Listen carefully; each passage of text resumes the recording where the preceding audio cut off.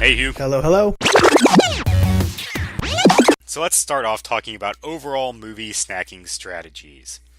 There are some people who like to sneak in their food versus buying it. I think candy is probably your best bet, but that's the least marked up item, so you're not doing yourself that much of a favor from an economic standpoint. However, you can bring in your favorites. Maybe they don't sell your specific favorite kind of candy at the movies. You can go that way.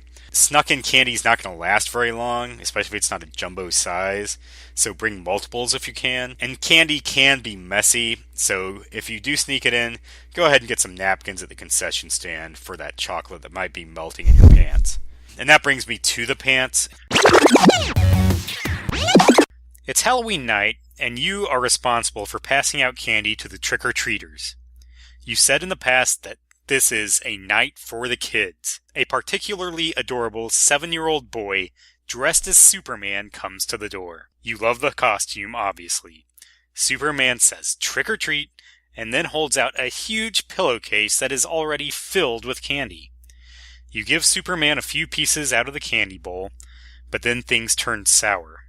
Superman spots a full-size Snickers bar sitting on a table in the entryway. You've been saving this candy bar for yourself at the end of the night. You promised yourself you wouldn't take any kids' candy tonight, and you treat yourself to the Snickers bar that Superman is now eyeing. You can see what's happening. Suddenly Superman says, "Whoa, can I have that?" while pointing at the candy bar. What you gonna do about it? This one's pretty easy. He's getting the candy bar. Assuming the way he asked was as adorable as you said, then the answer is yes. I listened back to our Halloween episode and listened to my passionate speech about how Halloween is for the kids. Now, I would certainly reward myself for my generous action. I would take what I believe is an equal share and then a little bit of extra then out of the candy bag for myself to reimburse myself. But yes, I would encourage that Halloween enthusiasm. Assuming it wasn't an obnoxious request, but it was in fact as sweet as you made it sound. Yes, that Snickers bar is for that young man. So Hugh, I've got a list of Halloween items that one might get while trick-or-treating. For each item, I want you to say trick if you think it's a disappointing item to get, treat if you think it's a good item, and Hungry Dad's Hubba Hubba if you think it's just an amazing, wonderful, eye-pop-out-of-your-head item. 3 pieces of bubble gum. Trick.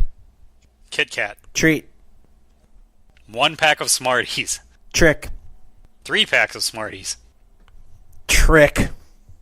Snickers. Treat. Nerds in the flavor of your choice. Treat. Dental floss. Trick. Caramel apple. Trick. Regular apple. Terrible trick. Reese's peanut butter cup. Treat. Skittles. Treat. 1 Jolly Rancher. Trick. A handful of Jolly Ranchers. Treat. Payday. Treat. Hershey's Kiss. Trick. Okay, that's it. That's all 20.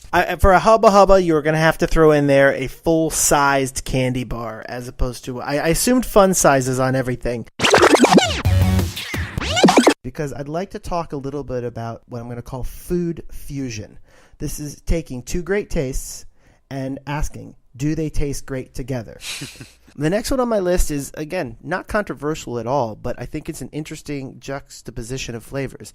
It's the Tootsie Pop, which maybe people don't think about as that interesting, but I want you to think. You're starting, number one, with a chewy chocolate substance, which on its face is kind of unprecedented. Other than Tootsie Roll, is there a chewy chocolate of that type that really exists and is popular? Not that I can think of, no. That's a good point. And then you add to it candy, hard candy, which again, you don't see hard candy mixed with too many other things. You know, the bubblegum pop and things like that. But you don't see hard candy going with other things that often either. When you put those two together, I think most people who are into candy would agree a Tootsie Pop is not a surprising combination. It's kind of worked into the consciousness, is very acceptable. Do you have any thoughts on Tootsie Pops? I have some thoughts. First of all, our daughter, if we go back to episode 10, our Halloween Spectacular, drafted some candy, not on the actual episode, but I alluded to it, and she took 2 Tootsie Pops out of her entire bucket of about 97 pieces of candy, which I found interesting because, listen, I will certainly consume a Tootsie Pop and enjoy it, but when it comes to candy and Halloween candy, it's not at the top of my list. I find the chewy center a little too chewy. It sticks to your molars. It's a mess. It's not the most enjoyable chocolate experience. Okay, yeah, and I think I can take one's opinion that a Tootsie Pop isn't for everyone's taste, but I do think it's definitely withstood the test of time. Hungry Dads! Visit our website at hungrydads.com. Follow us on Twitter at hungry_dads. This has been a Hungry Dads production.